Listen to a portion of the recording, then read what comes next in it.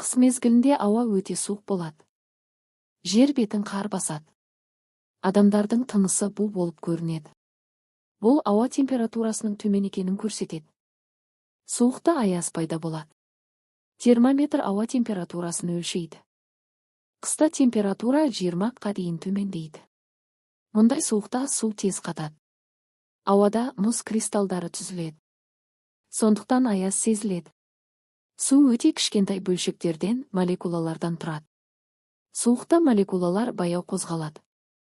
Олар бір-біріне жақындап қатаяды. Осы кезде су мұзға айналады. Бұл құбылыс қатаю деп аталады. Күн жерге жарық пен жылу береді. Қыста күн сәулесі әлсіз болады. Жерге аз жылу түседі. Сондықтан ауа жылымайды. Суық сақталып тұрады. Жер күнді айналып қозғалады. Сонымен қатар жер сәл еңкейіп тұрады. Қыста күн сәулесі тік түспейді. Сондықтан жылу аз беріледі.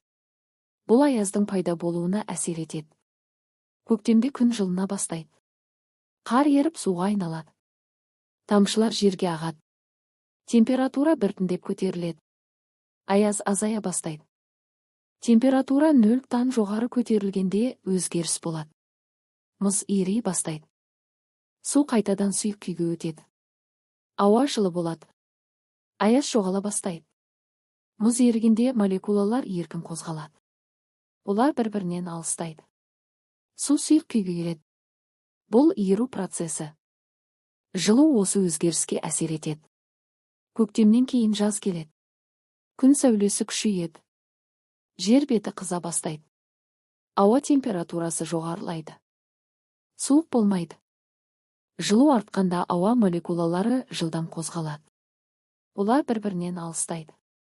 Ауа жеңіл әрі жылы болады. Бұл жылудың әсерінен болады. Сондықтан аяз болмайды. Жазда табиғат жасыл түске енеді. Өсімдіктер жақсы өседі. Балалар далада ойнайды.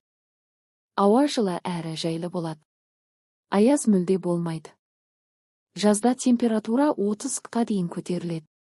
Бұл өте жылы ауа дегенді білдіреді. Суық болмайды. Ауа құрғақ және жылы болады.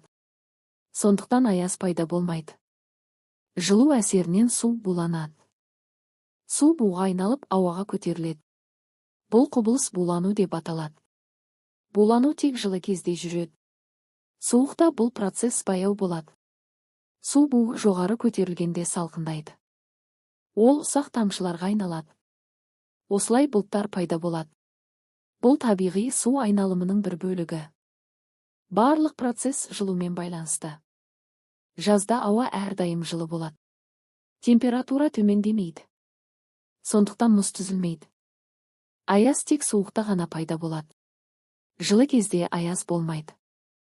Аяз бұл табиғи құбылыс. Ол тек төмен температурада болады. Суықта су қатады. Жылы кезде су қатпайды. Сондықтан аяз тек қыста байқалады. Жазда күн сәулесі жерге тік түседі. Сондықтан жылу көп беріледі. Жер жақсы қызады. Ауа температурасы жоғары болады. Бұл аяздың болмауына себеп болады. Қыста ауа суық болады. Жазда ауа жылы болады. Бұл табиғи заңдылық. Жыл мезгілдері осылай ауысады. Әр мезгілдің өз ерекшелігі бар.